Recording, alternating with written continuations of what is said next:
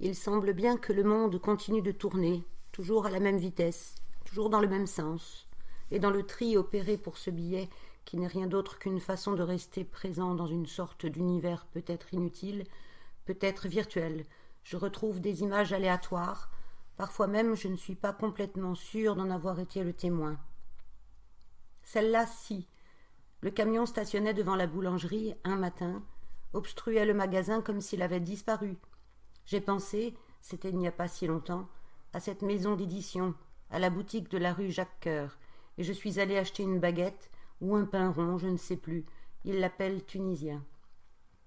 Celle-ci, je l'aime beaucoup. Il y en a d'autres que j'aime et dont je ne me souviens plus. J'ai posté de nombreuses images. J'aime les images. Elles m'apaisent, je crois. J'ai vaguement le sentiment, avec tout ce bleu, que l'été sera de retour et ça me tranquillise. Souvent, je n'en ai pas vraiment conscience, mais j'ai cette fébrilité nerveuse, comme si ça ne devait pas arriver, comme si le monde n'était pas ce qu'il est. C'est une image ancienne, la maroquinerie, je crois. Il y avait la Pierre Ménard, on y reconnaît, souriante, Madame S. Je crois que le type flou dans l'escalier, au fond de l'image, est une sorte de député, un homme politique, quelque chose en costume. J'ai traversé Paris tout à l'heure. Cette boîte se trouve à l'entrée de ma rue. J'y ai croisé le gardien. J'ai regardé le pont au change. Il y avait une manifestation de greffiers, je crois bien. J'ai le tract en poche. Je ne l'ai pas lu, j'ai marché. J'ai posté des mails. J'ai regardé le temps passer et les espaces s'avancer. Au loin, on démolissait la centrale. On avait placé sur la cheminée cette sorte d'échafaudage. Il détruisait. Ça ne servait plus à rien. À présent, le lieu est habité d'immeubles neufs qui vont se dégrader rapidement. Parce qu'on ne construit plus pour durer, c'est fini. On construit pour que ça se dégrade, tout comme se dégradent les relations qu'on peut avoir au travail. Celle-là a été prise au bar des Folies, en bas de la rue. L'homme portait ses chaussures grises et brillantes. Comment se nomme ce type de pompe, celle qu'aiment les enfants quand ils sont petits, parce qu'elles brillent, comme des chaussures de roi, de princesse ou de majesté. Un coq à l'âne illustré. C'est égal, ce sont les choses qui traînent en effet sur le bureau. Tous les ordinateurs disposent d'un bureau, d'une corbeille. Cette façon de distribuer le travail dans les lieux les plus intimes a quelque chose de dégradant, j'ai trouvé. Pour votre sécurité, empruntez le passage Clouté. On marche en ville. Avant-hier soir, on a été voir ce film avec Z. Bretman qui égrène dans le supermarché dont elle a la charge les chiffres du compte à rebours avant l'ouverture des portes au public. Et justement, tout à l'heure, j'étais dans un de ces antres de l'immonde. Mais comment faire autrement ? Et une voix égrenait aussi le compte à rebours avant la vente flash, surprise, ou la solde de la solde, et ponctuait son discours inutile par un « ne lâchez rien !» et ce type d'injonction écœurante a glissé sur mon esprit. J'ai laissé tomber. Parce que ça, c'est Paris.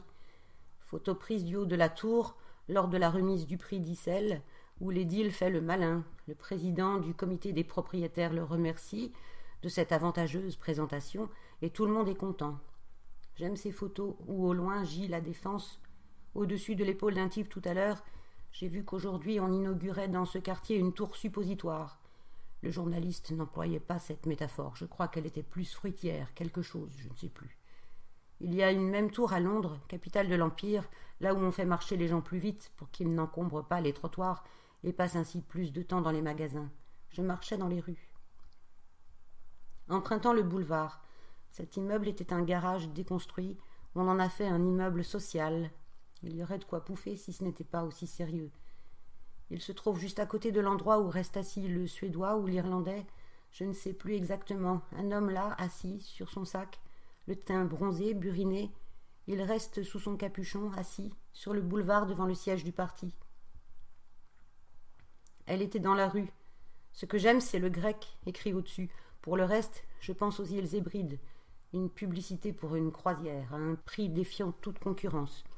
Si tu lis les caractères en police 5, tu te rends compte que ce prix n'est valable que pour la deuxième personne avec un départ vers le 29 janvier. Ce n'est pas seulement que la publicité soit ignoble, que le marketing qui attire par des prix incongrus soit abject. C'est surtout qu'il nous force, nous oblige à nous tordre l'âme et les sens pour comprendre ces ruses avilissantes. Alors évidemment, dans une telle ambiance, on imagine pour produire ce type de trompe-l'œil les conditions de travail dans ce qu'on appelle service de nos jours. C'était une galerie du côté de Beaubourg. Je crois qu'on y présentait des œuvres d'une cinéaste, une femme âgée, épouse d'un réalisateur de cinéma, et l'image avec la coupe de cheveux de l'humain qui est là m'a semblé idoine. Regardez par la fenêtre la nuit. Je sais à peu près l'heure qu'il peut être, si celle-ci est éteinte, vers 2h30. Oui, ça sert à quoi de prendre des photos? À rien, presque rien. C'est juste pour se souvenir que, à cette époque-là, l'un des hauts était tombé. La propriétaire du local en a repris l'usage. Le photographe qui y était s'en est allé sans un mot. Et elle ne lève plus guère son rideau de fer. Ce ne sont que des illustrations.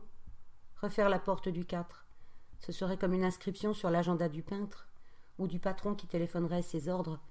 À présent, elle n'est que marron, mais les chasse-roues ont été aussi repeints. Ça a quelque chose, quoi. On s'en fout un peu. Ce doit être le 243 de la collection. Celui-là, il a été capturé dans une boutique de décoration du cours La Reine. Fait penser à ce magasin sur le faubourg Saint-Antoine, Roméo, Romuald ou Rodrigo de décoration. On a envie de poser des guillemets tellement c'est inapproprié, et enfin n'importe. Le coin de la rue de Belleville et de la rue des Noyers, à l'arrière-plan le plus bel immeuble en ville. J'ai reçu hier un questionnaire émanant d'un des services d'une institution qui m'indique, je cite, c'est du joli. Bonjour, je me permets de prendre votre attache suite à l'intérêt que vous avez porté à la consultation. Je pose en italique, prendre mon attache. J'adore ça. J'ai demandé des explications, renseigné le sondage en pièces jointes, je suis pour faire avancer les pratiques, mais on n'a pas jugé bon de me répondre. On remarque d'ailleurs que répondre a quasiment un statut sacré au mail ou sur les plateformes interactives. C'est étrange, mais c'est une façon de reconnaître aussi les personnes sur lesquelles peuvent se bâtir des relations. La main d'un cruciverbiste sur la ligne de métro qui relie Nation à Étoile par Barbès-Rochechouart. Je me dis que l'une des infamies les plus symboliques de cette régie est d'avoir transformé le nom des lignes de métro en numéro. Un ouzo, certes, sur le port, un peu de poulpe, quelques olives, le bac qui arrive, les pêcheurs qui rient. Que demander de plus à cette existence? Rien. Ah oui, de la musique. Ici, la verrue ou le furoncle, c'est selon les avis. C'est au parc, et c'est quelque chose qui en ôte la lumière. Et pourtant, la musique ne devrait-elle pas nous en apporter? Je vais fermer les commentaires, tiens. Saint-Lazare, vue du pont de l'Europe. Crépuscule finissant. Intérieur noir d'un sac où s'entassent les choses qu'on jette. Le gâchis contemporain. Devant le supermarché, ici, certains soirs, là-bas, en face du garage, à d'autres moments, vers 6h, se réunissent des pauvres gens qui fouillent dans les conteneurs à la recherche d'aliments avariés. C'est en ville, ici, le phare du monde, la capitale de la lumière. Ça ne fait rien. Une aquarelle pour me souvenir de Venise, et le reste des images qui tombent sera pour du cinéma.